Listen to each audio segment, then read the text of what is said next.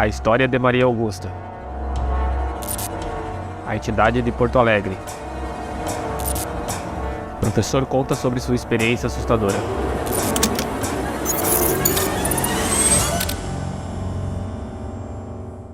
Sejam muito bem-vindos ao Medo em Pauta.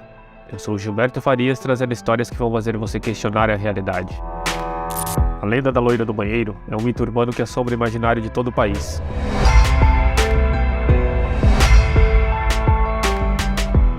No entanto, poucos conhecem a verdadeira origem por trás desse mito. No episódio de hoje, vamos explorar a história real dessa lenda que surgiu em Guaratinguetá, interior de São Paulo, como ela se tornou tão popular em todo o país. Também vamos falar sobre estranhos relatos que estão circulando em Porto Alegre. Será que estamos falando da mesma loira do banheiro ou de uma nova entidade sobrenatural? Continue com a gente para descobrir. A história começa com uma garota chamada Maria Augusta de Oliveira Borges, que nasceu em Guaratinguetá no final do século XIX. Aos 14 anos, seu pai a obrigou a se casar com o conselheiro Dutra Rodrigues, que tinha 21 anos a mais do que ela. Insatisfeita com o casamento, Maria Augusta vendeu suas joias e fugiu para Paris aos 18 anos. Aos 26 anos, ela faleceu na Europa, e seu corpo foi trazido de volta ao Brasil de navio. Durante a viagem, ladrões violaram o caixão em busca das joias, fazendo com que o atestado de óbito fosse perdido, deixando a causa de sua morte desconhecida até hoje. O corpo de Maria Augusta ficou exposto em sua casa, dentro de uma redoma de vidro, enquanto seu túmulo era construído no cemitério de Passos. A casa foi demolida posteriormente, e no local foi construída a Escola Estadual Conselheiro Rodrigues Alves. Desde então, relatos de avistamentos e aparições do espírito de Maria Augusta, a famosa loira do banheiro, assombram alunos e funcionários da escola. Alguns afirmam ter ouvido o som de um piano sendo tocado, instrumento que Maria Augusta costumava praticar e ainda se encontra na escola. Outros relatam que as torneiras abrem e fecham sozinhas, mesmo quando desligadas no registro. E o som de água caindo pode ser ouvido mesmo quando as torneiras estão fechadas. Acredita-se que isso seja obra do espírito de Maria Augusta, que, segundo a lenda, sacia sua sede ao abrir as torneiras. A lenda da loira do banheiro é uma das lendas urbanas mais conhecidas no Brasil. Sua popularidade se espalhou por todo o país por meio de contos e boatos passados de geração em geração. A história foi adaptada em livros, filmes e programas de televisão, tornando-se um elemento essencial do folclore brasileiro com relatos registrados por todo o país.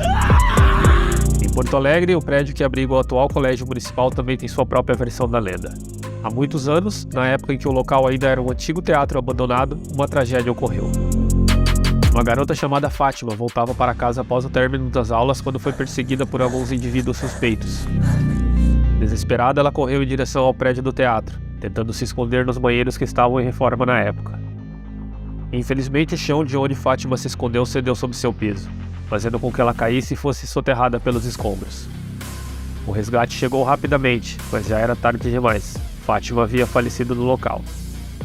Anos depois, o teatro foi reformado e transformado em um colégio, mas a história da morte trágica de Fátima permaneceu nos corredores do prédio. Vários relatos de alunos e funcionários da escola dão conta sobre avistamentos da figura de uma garota pálida e desgrenhada, vestida com uma roupa branca e coberta de terra, perambulando próximo aos banheiros do colégio. Ô professor, eu só seria tranquilizar e dizer que tudo não passa de lenda, mas eu não sei se eu posso fazer isso.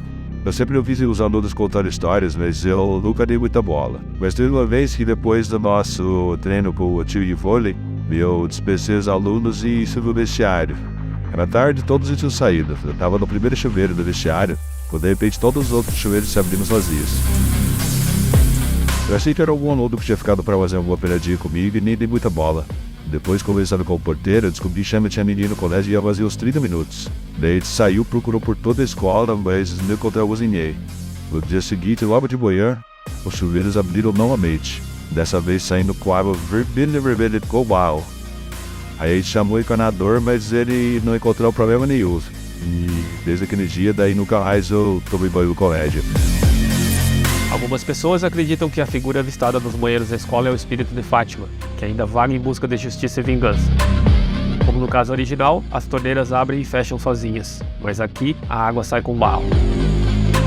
Desde então, a lenda da loira do banheiro ganhou vida própria na escola.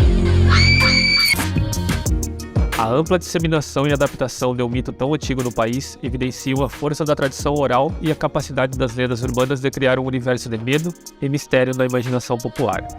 E você, já vivenciou alguma experiência assustadora em banheiros escolares? Conhece alguma outra lenda urbana que lhe dá arrepios? Compartilhe nos comentários suas histórias e opiniões sobre o assunto. Por hoje é só. Lembre-se de deixar as luzes do banheiro sempre acesas à noite e de se inscrever em nosso canal para ficar por dentro de mais histórias como essa. Até a próxima e não se esqueçam, o medo está sempre em pauta.